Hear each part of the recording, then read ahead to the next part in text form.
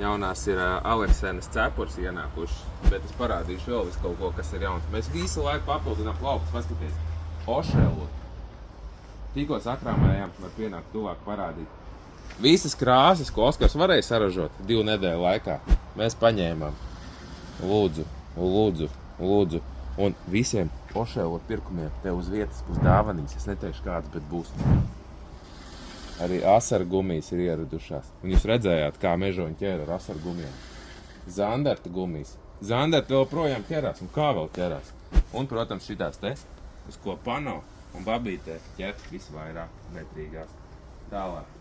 Pēdējie kātiņi no Sportexē ir palikuši, kur ir uz atlaidi. Kaut kādi 15 kātiņi. Un drīz beigsies akcija arī J-Fishing kātam, kas ir pa 125 eiro. Tie arī mums palikuši 6 kātiņi. Cerams, ka mums atvedīs vēl. Būšot jauns kātiņi. Tālāk. Protams.